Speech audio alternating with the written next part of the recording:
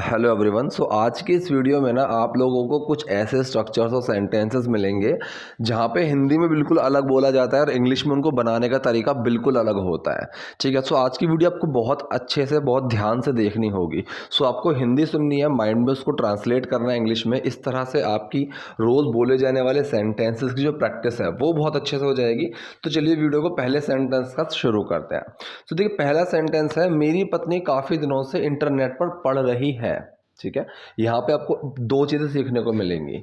देखिए, पहली बात तो काफ़ी दिनों से कोई चीज़ हो रही है, प्रेजेंट परफेक्ट कॉन्टिन्यूअस सेंटेंस है, हैज़ बीन हैव बीन का यूज़ होगा और एक्शन में आईएनजी लगेगा। अब इंटरनेट पर कुछ पढ़ना, इंटरनेट पर कुछ देखना, इंटरनेट को चलाना मतलब एक नॉलेज पर्पज से उसको हम बोलते हैं सर्फ करना, सर्फिंग। ठीक है। My wife has been surfing. ठीक है, कि अब ये प्रेजेंट परफेक्ट कॉन्टिन्यूअस सेंटेंस है, हैज़ बीन हैव बीन का यूज़ होता है। ठीक है। My wife has been surfing the internet. ठीक है, कि मेरी जो बीवी है वो इंटरनेट पर पढ़ रही है काफ़ी टाइम से, ऑफ लेट। ठीक, अब ये ऑफ लेट क्या है, ये आपको सीखना है। अब देखिए, हमने क्या सीखा है, सिंस और फॉर वाले सेंटेंसेस होते हैं ये, कि यहाँ पे प्रेजेंट परफेक्ट कॉन्टिन्यूअस में सिंस और फॉर लगता है हैज़ बीन हैव बीन के साथ। ठीक है, लेकिन ऑफ लेट एक बहुत ही अच्छा एक तरीका है बोलने का जो बहुत ही स्पोकन में काम आता है। आप इसको रिटर्न में इग्नोर करिए। रिटर्न में तो आप सिंस या फॉर का ही यूज़ करिए, कि यहाँ पे आप लिख सकते हैं कि फॉर मैनी डेज, आप इस तरीके से लिख सकते हैं। लेकिन स्पोकन में ना काफ़ी एक कैजुअल टोन में जब बात करते हैं हम, वो ऑफ लेट बोल देते हैं। ठीक है, कि I have been doing this of late. ठीक, कि मैं इसको काफ़ी टाइम से कर रहा हूँ, ऐसे हम बोल देते हैं। यहाँ पे इसने इस तरीके से बोला, मेरी पत्नी काफ़ी दिनों से इंटरनेट पर पढ़ रही है। My wife has been surfing the internet of late. अब if I am surfing the internet मतलब मैं इंटरनेट पर कुछ ढूंढ रहा हूँ, कुछ पढ़ रहा हूँ, कुछ नॉलेज ले रहा हूँ। ठीक है, तो उसको सर्फ द इंटरनेट इस तरीके से बोलते हैं। और डिसलेक्सिया के बारे में काफ़ी कुछ पढ़ रही है। ठीक है, डिसलेक्सिया एक बीमारी है जहाँ पे बच्चे को कुछ चीज़ समझने में, पढ़ने में प्रॉब्लम होती है। वो उस एक बीमारी का नाम होता है डिसलेक्सिया। ठीक है, एक प्रॉब्लम का नाम होता है डिसलेक्सिया। और डिसलेक्सिया के बारे में काफ़ी कुछ पढ़ रही है, and has been reading quite a lot about dyslexia. अब ये क्वाइट अ लॉट क्या है? ठीक है, क्वाइट का हम यूज़ करते हैं काफ़ी। ठीक है, अब क्वाइट अ लॉट दोनों एक साथ लगा दिए तो काफ़ी ज़्यादा, एक वो वाला सेंस लेकर चलेगा, काफ़ी ज़्यादा, काफ़ी कुछ। ठीक है, अगर मैं बोलूँ I am quite happy today, तो मतलब मैं काफ़ी खुश हूँ आज। ठीक है, अगर मैंने यहाँ पे बोला I am quite a lot happy, मैं काफ़ी ज़्यादा खुश हूँ आज, इस तरीके से। यहाँ पे इसने ये सेंस लिया काफ़ी कुछ में। और डिसलेक्सिया के बारे में काफ़ी कुछ पढ़ रही है। ठीक, अब ये जो सेंटेंस चल रहा है ये प्रेजेंट परफेक्ट कॉन्टिन्यूअस वाले सेंस में ही चल रहा है। यहाँ पे हैज़ बीन का ही यूज़ होगा, and has been reading quite a lot about dyslexia. ठीक, क्योंकि ये इसी सेंटेंस के अंदर चल रहा है, इसी के आगे इसने एंड लगा के इसी सेंटेंस में चल रहा है कि मेरी बीवी काफ़ी टाइम से इंटरनेट पर पढ़ रही है और पढ़ रही है डिसलेक्सिया के बारे में, तो वो भी काफ़ी टाइम से ही वाला सेंस आएगा। हैज़ बीन यहाँ पे भी चलेगा, and has been reading quite a lot about dyslexia. बस आपको बताना चाहता था। ठीक, अब ये एक बहुत अच्छा तरीका है, बहुत फॉर्मल तरीका है ये, कि अगर मैं ये बोलूँ कि मैं आपको बताना चाहता था, I wanted to tell you, ये भी हम बोल सकते हैं I wanted to tell you, मैं आपको बताना चाहता था, लेकिन एक बहुत ही फॉर्मल तरीका होता है। इसको हम बोलते हैं I just wanted to let you know. अब जस्ट का तो आपको समझ में आ गया होगा यूज़ क्या, बस जो यहाँ पे है ना कि बस आपको बताना चाहता था, तो जो बस है इसको हमने जस्ट के तौर पे बोला है। ठीक है, जस्ट मतलब बस, या सिर्फ अगर मैं ये बोलूँ कि यार मैं सिर्फ तुम्हें बताना चाहता था, तो यहाँ पे हम जस्ट का यूज़ करेंगे इस तरह से। आपको बताना चाहता था, एक तरीका तो मैंने आपको बताया, I wanted to tell you. ठीक है, I wanted to tell you, मैं आपको बताना चाहता था। एक बहुत फॉर्मल तरीका है, just wanted to let you know, I wanted to let you know. ठीक, अब लेट यू नो का मतलब क्या होता है, वो भी एक बताना ही होता है, लेकिन एक बहुत ही फॉर्मल तरीका है। अगर मैं मान लीजिए किसी को बोल रहा हूँ कि एक काम कर, ये काम करो। ठीक है, मैंने किसी को कोई काम दे दिया कि एक ये पेंटिंग बनाओ या ये कुछ भी करो, और मैं उसको बोलूँ जब ये हो जाए ना तो मुझे बता देना। ठीक है, वहाँ पे दो तरीके हैं बोलने के। एक तो मैं ये बोल दूंगा just tell me when you are done, कि मुझे बता देना जब जब तुम्हारा हो जाए। ठीक है, tell me when you are done या tell me when it is done, एक तो ये हो गया। एक तरीका है कि मैं बोलूँ late me know when it is done. तो लेट मी नो का मतलब क्या होता है कि मुझे पता चल जानी चाहिए, मुझे बता देना, वहाँ पे भी यही होता है।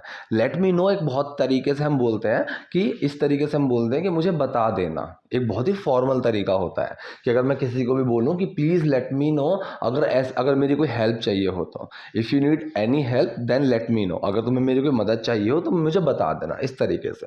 सो यहाँ पे भी इसने ऐसे ही बोला है, बस आपको बताना चाहता था, I just wanted to let you know. खैर मैं नहीं चाहता था कि आप यह सोचें कि हम वैसे माता पिता हैं। अब यहाँ पे आपको ना दो सेंटेंसेस तोड़ के बताऊंगा वरना कंफ्यूज हो जाओगे। ठीक है, पहला तो ये है, खैर मैं नहीं चाहता था कि आप सोचें। आप अभी तक यहाँ ये सेंटेंस सुनिए। सो खैर के लिए हम क्या यूज़ कर देते हैं, वेल। मैं नहीं चाहता था कि आप सोचें, आई डेंट वॉन्ट, मैं नहीं चाहता था यू टू थिंक, कि आप ऐसा सोचें। ठीक है, अगर मैं किसी को बोलूं I want you to do this work, तो इसका मतलब होता है मैं चाहता हूं कि तुम ये काम करो। आई वॉन्ट, ठीक है, I don't want you to do this work, मैं नहीं चाहता कि तुम ये काम करो, इस तरीके से बोलते हैं। तो यहाँ पे इसने बोला आई डेंट वॉन्ट, मैं नहीं चाहता था यू टू थिंक, कि आप सोचें। समझ में आया?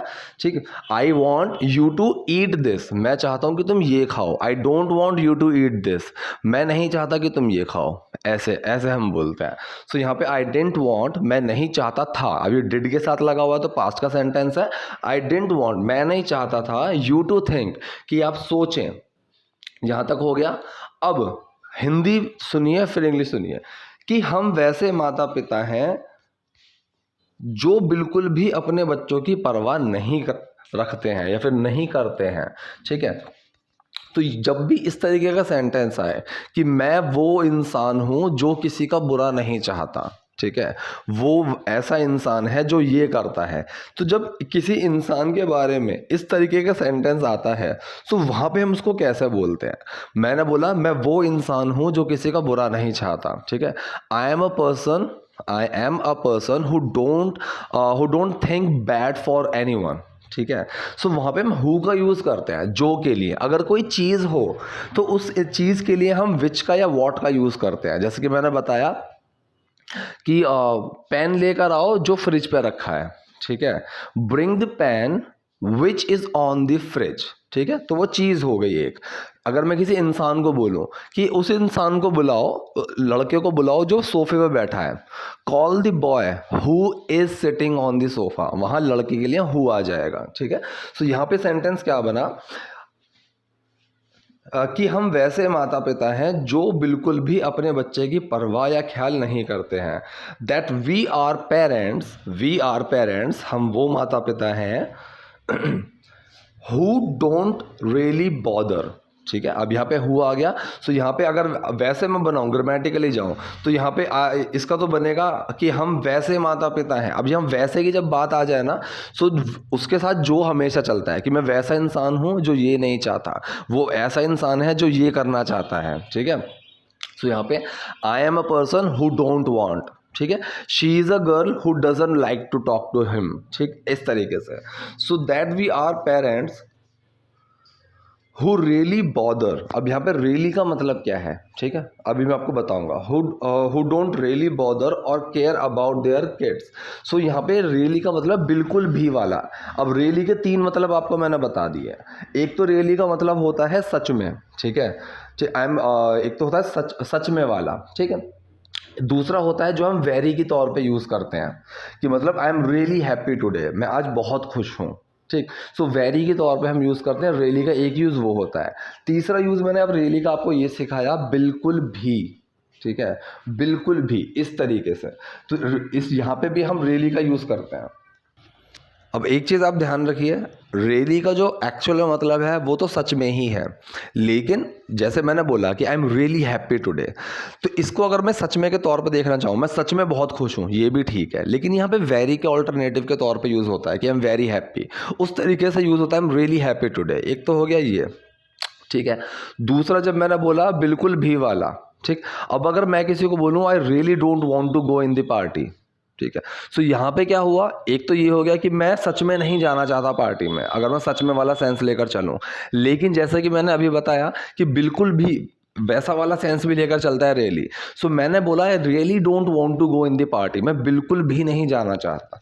सो रियली इस चीज़ का भी सेंस लेकर चलेगा। सो यहाँ पे बोला जो बिल्कुल भी अपने बच्चों की परवाह या ख्याल नहीं रखते, हु डोंट रियली बॉदर और care about their kids. Bother का मतलब होता है, ठीक है, किसी चीज़ का किसी परवाह करना, ठीक है, आई रियली डोंट बॉदर, ठीक है, डोंट बॉदर में, इस तरीके से हम बात करते हैं, ठीक। हु डोंट रियली बॉदर और केयर अबाउट देयर किड्स। ख्याल रखना बहुत ज़रूरी है मिस्टर अवस्थी, ठीक है। अब ख्याल रखना, अब यहाँ पे एक चीज़ सीखो, केयरिंग, यहाँ पे लिखा हुआ है केयरिंग। अब केयरिंग अपने आप में ही एक सेंस बनता है जिसका मतलब होता है ख्याल रखना। अगर जैसे हम कई बार ना सेंटेंसेस में गलती कर देते हैं प्रेजेंट कॉन्टिन्यूस सेंटेंस में, जैसे कि मैं किसी को बोल रहा हूँ कि मैं इसकी देखभाल ही कर रहा हूँ, ठीक है।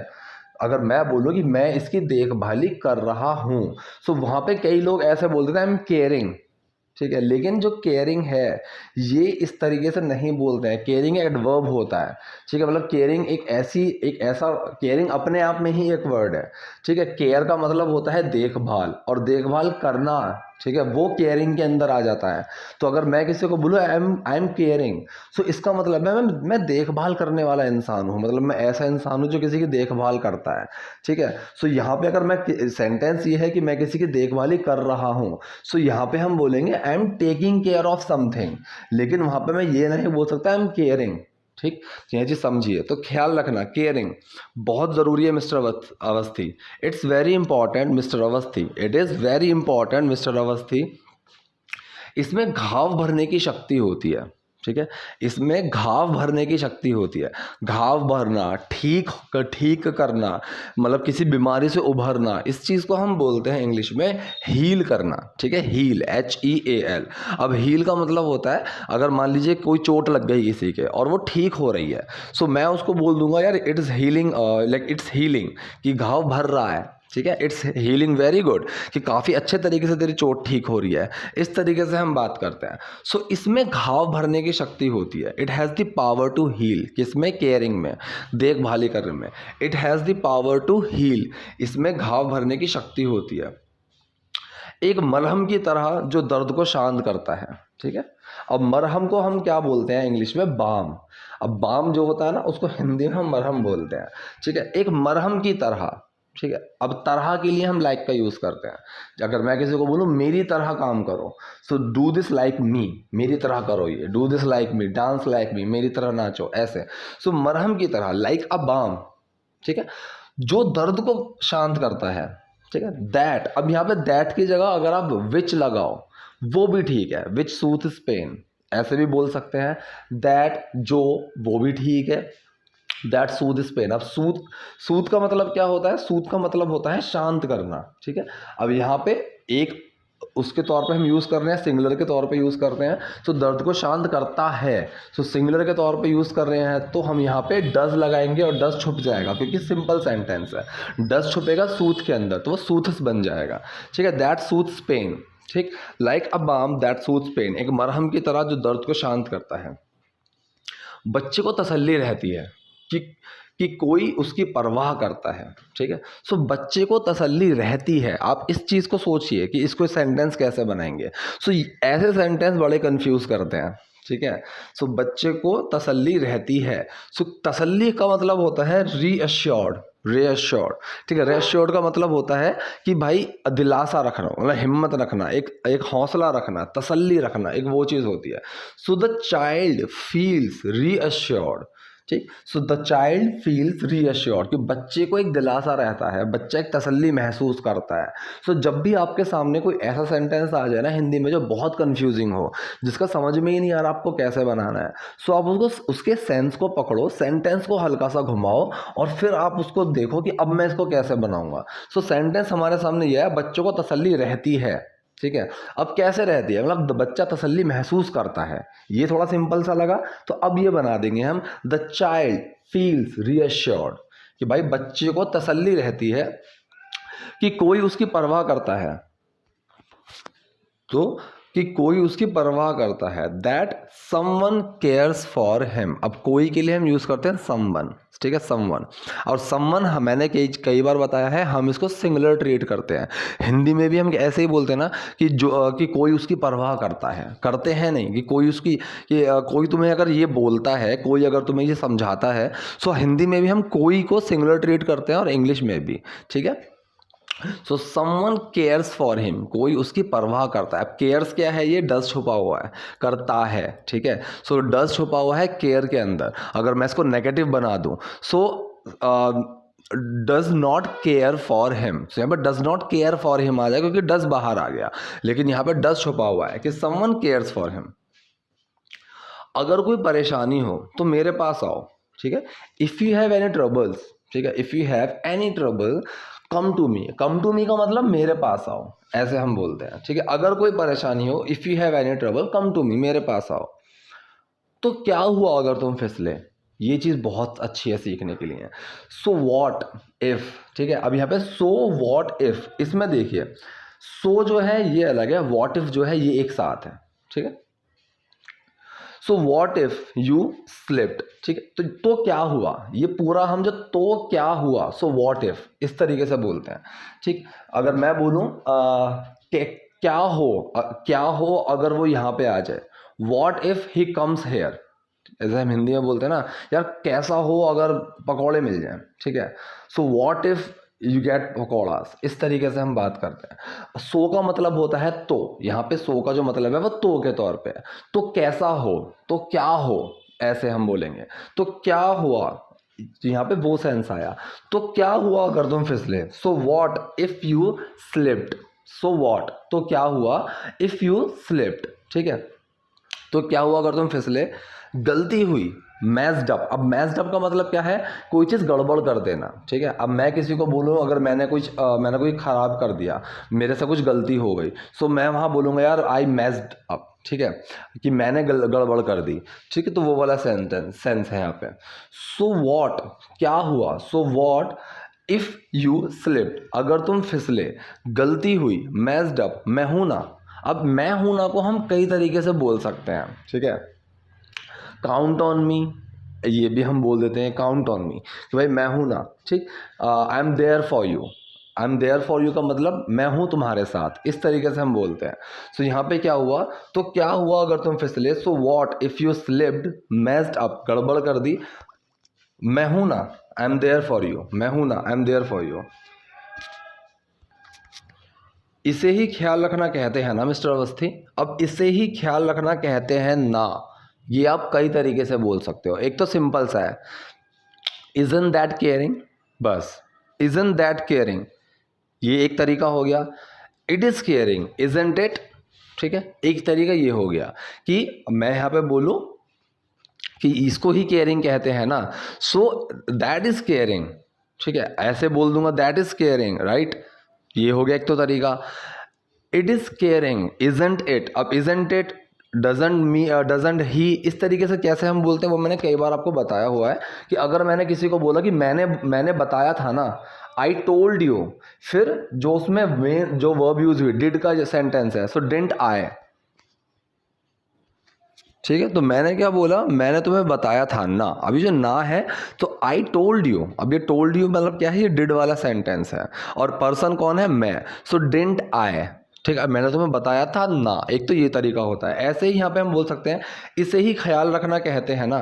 सो यहाँ पे सिंपल अगर मैं बोलना चाहूँ, so it is caring, isn't it, ऐसे बोल दूंगा। दूसरा तरीका मैंने आपको बताया, दैट इज़ केयरिंग, राइट, ऐसे मैं बोल दूंगा। तीसरा आप ये चीज़ सीखिए, जब आपको दोनों समझ में ना आए, आपको दोनों समझ में नहीं आए, आपको सेंटेंस घुमाना है, ठीक है। अब कई बार आपको मैं बता रहा हूँ 40-50% बार ऐसा ही होगा कि आपको सेंटेंस बिल्कुल वर्ड टू वर्ड बोलने को नहीं आ रहा है, आपको वो घुमाना पड़ेगा, ठीक है। इसे ही ख्याल रखना कहते हैं ना।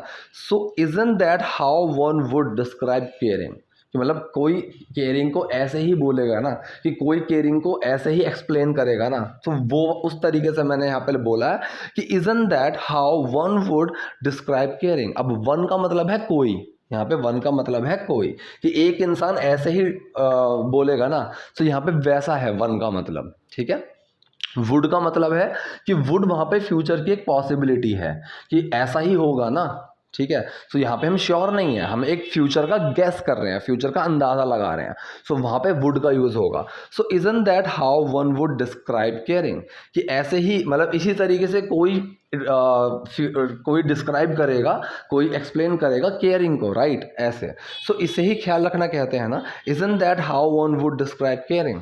मिस्टर अवस्थी, सुनकर अच्छा लगा कि आपको लगता है कि आप ख्याल रखते हो, ठीक है। इट्स नाइस टू हेयर, ठीक है, सुन के अच्छा लगा। अब मैंने वही चीज़ बताई है, लगा जो होता है सुन के भी लग सकता है, बोल के मतलब देख के लग सकता है, टच करके लग सकता है, सोच के लग सकता है, ठीक है। सो यहाँ पे दो आपको यूज़ मिल गए कि सुनकर अच्छा लगा, ठीक है। कैसे अच्छा लगा? सुनकर। सो सिंपल सेंटेंस आएगा, it's nice to hear, it's nice to hear कि सुन के अच्छा लगा कि दैट आपको लगता है कि आप ख्याल रखते हैं, दैट यू थिंक। अब ये वाला जो लगना है ये सोच के लगना है कि आप ऐसा सोचते हो कि आप ख्याल रखते हो, आपको लगता है कि आप ख्याल रखते हो। That you think that you care, that you think कि आपको लगता है कि आप ख्याल रखते हो, दैट यू केयर। अब ये पूरा सेंटेंस जो है वो प्रेजेंट इंडेफिनिट की फॉर्म में है, डू छुपा हुआ है क्योंकि यू की बात कर रहे हैं। सो यहाँ पे कोई चेंज नहीं आया। अगर ये सेंटेंस ही के तौर पे होता कि सुनकर अच्छा लगा कि वह सोचता है कि वह ख्याल रखता है, तो डज छुपता और एक्शन में एस लग जाता। मतलब सुनकर अच्छा लगा, simple, it's nice to hear that, वह सोचता है कि वह सोचता है, दैट ही थिंक्स, थिंक में ऐसा लग जाता, दैट ही थिंक्स कि वह ख्याल रखता है, दैट ही केयर्स, ठीक है, दैट ही केयर्स कि वह ख्याल रखता है। लेकिन यहाँ पे बात चली है यू की। अब यू में डू लगेगा और जब भी डू एक्शन में छुपता है कोई चेंज नहीं आता। सो सुनकर अच्छा लगा कि आपको लगता है कि आप ख्याल रखते हो। It's nice to hear that you think that you care, simple. क्या आपकी पत्नी ने इंटरनेट पर सोलोमन द्वीप के बारे में कुछ पढ़ा? ठीक है, did your wife read anything, past indefinite sentence है। अब क्वेश्चन सेंटेंस है तो डिड बाहर आ गया, डिड बाहर अगर आया है सो एक्शन में फर्स्ट फॉर्म ही लग गई। अगर डिड मैं छुपा दूं, ठीक है, अगर डिड मैं छुपा दूं तो यहाँ पे एक्शन की सेकंड फॉर्म लग जाएगी। और स्पोकन में मैं आपको कई बार बता रहा हूँ, स्पोकन में आपको कई सेंटेंसेस ऐसे मिलेंगे जहाँ पे डिड छुपा हुआ होगा, ठीक है। अगर जैसे यहाँ पे इसने पूछा कि क्या आपने खाना खाया था, मतलब पास्ट के बाद, क्या आप खेले थे, चलो सिंपल सा। सो क्वेश्चन तो ये होना चाहिए था, डिड यू प्ले, क्या आप खेले थे, ठीक है। लेकिन हिंदी में भी हम क्या नहीं लगाते। जैसे कि एक तो हो गया ये, क्या आप खेले थे। एक मैं सिंपल बोलूँ आप खेले थे, अब समझ में आ जाता है कि दोनों क्वेश्चन है, एक्सप्रेशन से, टोन से। इंग्लिश में भी ऐसे ही होता है, एक तो हो गया डिड यू प्ले, दूसरा अगर मैं बोलूँ यू प्लेड, तो ये भी मैं क्वेश्चन ही कर रहा हूँ लेकिन डिड छुपा दिया, ठीक। तो यहाँ पे कंफ्यूज नहीं होगा, लेकिन ये स्पोकन में ही होता है। सो क्या आपकी पत्नी ने इंटरनेट पर सोलोमन द्वीप के बारे में कुछ पढ़ा? Did your wife read anything, कि क्या आपकी बीवी ने कुछ पढ़ा, क्या आपकी पत्नी ने कुछ पढ़ा। Did your wife read anything about the Solomon island, Solomon islands के बारे में, सोलोमन द्वीपों के बारे में, ऑन द इंटरनेट, इंटरनेट पर, ठीक। सो पूरा सेंटेंस बना, क्या आपकी पत्नी ने इंटरनेट पर सोलोमन द्वीप के बारे में कुछ पढ़ा। Did your wife read anything about the Solomon island on the internet. जब आदिवासियों को खेतों के लिए जगह बनाने के लिए जंगल साफ करने की जरूरत होती है, ठीक है। सो वैन द ट्राइब्स, अब ट्राइब्स का मतलब होता है जनजाति, लेकिन यहाँ पे मतलब ट्राइब्स का यूज हो रहा है आदिवासी के तौर पे कि वो कबीले के लोग, ठीक है। So when the tribes need to clear the jungle, मतलब जब ट्राइब्स को, आदिवासियों की जरूरत होती है जंगल साफ करने की। So when the tribes need to clear the jungle, अब ये भी प्रेजेंट इंडेफिनिट सेंटेंस है, ठीक है, मतलब नॉर्मल एक प्रेजेंट सेंटेंस है कि जब उनको ऐसी जरूरत होती है। सो वैन द ट्राइब्स, अगर यहाँ पे सिंगुलर होता तो नीड्स लग जाता, लेकिन ट्राइब्स क्या है, जनजाति प्लूरल है। So when the tribes need to clear the jungle to make way for fields. अब देखिए, टू मेक वे का मतलब क्या होता है, जगह देना, जगह बनाना। सो यहाँ पे आप ये चीज़ मत सोचिए कि रास्ता हो गया ये तो, ठीक है, मतलब एक रास्ते के तौर पे भी बोल सकते हो, लेकिन एक जगह बनाने को, जगह देने को, उसको भी हम बोलते हैं मेक वे, ठीक है। सो अगर मान लीजिए आप गाड़ी चला रहे हो, ठीक है, अब पीछे से कोई आपको हॉर्न दे रहा है, सो आप उसको जगह दे रहे हो, जगह देने के लिए गाड़ी अपनी थोड़ी साइड में कर रहे हो। So you are making the way, आप रास्ता एक बना रहे हो, आप उसके लिए एक जगह बना रहे हो, ठीक। सो जगह बनाने के लिए भी अगर मान लीजिए अगर बेड पे सामान रखा हुआ है और मेरा कोई दोस्त आ गया और मैं उसको बैठने के लिए सामान हटा रहा हूँ, so what I am doing, so I am making the way to make him set, कि उसको बैठाने के लिए मैं जगह बना रहा हूँ, ठीक। तो वहाँ पे मेक वे का यूज़ होता है। सो यहाँ पे क्या बना, जब आदिवासियों को खेतों के लिए जगह बनाने के लिए जंगल साफ करने की ज़रूरत होती है, when the tribes need to clear the jungle to make way for field, वो पेड़ों को काटते नहीं हैं, they don't cut down the trees, ठीक। प्रेजेंट इंडेफिनिट सेंटेंस है ये भी, they don't cut down the trees. अब देखिए कट भी आप सिंपल लगा सकते थे कि दे डोंट कट द ट्रीज, लेकिन एक बहुत ही तरीके से जब बोलना होता तो वो कट कट के क्या होगा, नीचे गिरेंगे ना, तो इसलिए कट डाउन, ठीक है, इसलिए यहाँ पे बोला cut down. So they don't cut down the trees, वो पेड़ों को काटते नहीं है। अब जैसे कोई चीज़ है और मान लो कि कोई चीज़ खींच के बाहर निकालनी है, ठीक है, खींच के बाहर निकालनी है, तो एक तो हो गया पुल, ठीक है, कि पुल, ठीक। एक हो गया पुल आउट, कि मतलब बाहर की तरफ खींचूंगा तो पुल आउट हो गया वो। तो इस तरीके से अब दोनों ठीक है, पुल अगर आप सिंपल बोलोगे तो भी ठीक है और पुल आउट बोलोगे तो भी ठीक है, लेकिन सुनने में पुल आउट ज़्यादा अच्छा लगेगा। सेम यहाँ पे मैं ये भी बोल सकता हूँ, दे डोंट कट द ट्रीज, ये भी ठीक है, लेकिन काट के नीचे गिराएंगे ना, so they don't cut down the trees, ये भी ठीक है। वो बस उसके चारों ओर झुंड में इकट्ठा हो जाते हैं, दे simply gather and collect around it. They simply gather का मतलब झुंड बना लेना, कलेक्ट का मतलब इकट्ठा हो जाना, दोनों का सेंस वैसे सेम ही है, ठीक है। वो बस उसके चारों ओर झुंड में इकट्ठा हो जाते हैं, दे simply gather and collect around it, चारों ओर का मतलब अराउंड इट, और जी भर के गालियां देते हैं, ठीक है, जी भर के गालियां देते हैं। अब हिंदी में तो हमने ऐसे बोल दिया कि जी भर के गालियां देना, उड़ेल देना, एकदम गालियां भर भर के गालियां देना। इंग्लिश में हम कैसे बोलेंगे, और जी भर के गालियां देते हैं, and hurl abuses at the tree. अब हर्ल का मतलब क्या होता है, हर्ल का मतलब होता है फेंकना, उड़ेलना, ठीक है, और वो फेंकते हैं, उड़ेलते हैं, अब्यूजेस गालियां, एट द ट्री पेड़ पर, ठीक है। सो और जी भर के गालियां देते हैं, and hurl abuses at the trees, ठीक है। कोसते हैं, वे कोसते हैं। अब कोसने को हम बोलते हैं कर्स, श्राप देना, कोसना, ये कर्स के अंदर आता है, ठीक है। दे कर्स इट, वो उसको श्राप देते हैं, वो उसको कोसते हैं, ठीक है। तो अगर मैं किसी को बोलूं कि भाई जी भर के गालियां दे ले, तू इसको तू जी भर के गालियां दे पहले, ठीक है। So just hurl the abuses, ठीक, तो जस्ट हर्ल अब्यूजेस, कि उड़ेल दे गालियां, ऐसे। So and hurl abuses at the tree, कि जी भर के पेड़ों को गालियां देते हैं और कोसते हैं, दे कर्स इट। देखते ही देखते, ठीक है। अब देखते ही देखते क्या होता है, देखते ही देखते आप इसको दो चीज़ों से बोल सकते हो। एक तो होता है ग्रेजुअली, ठीक है, ग्रेजुअली का मतलब देखते ही देखते वो वाला सेंस आता है।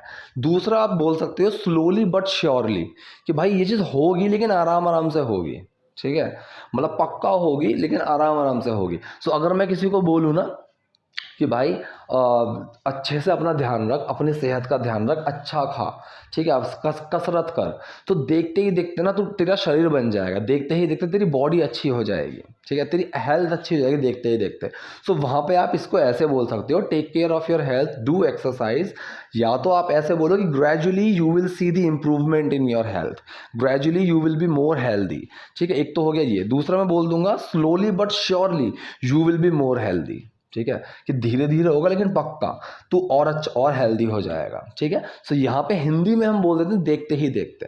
सो देखते ही देखते कुछ दिनों बाद पेड़ मुरझाने लगता है, slowly but surely after some days, कुछ दिनों बाद पेड़ मुरझाने लगता है, the tree begins to wither, ठीक है, ठीक।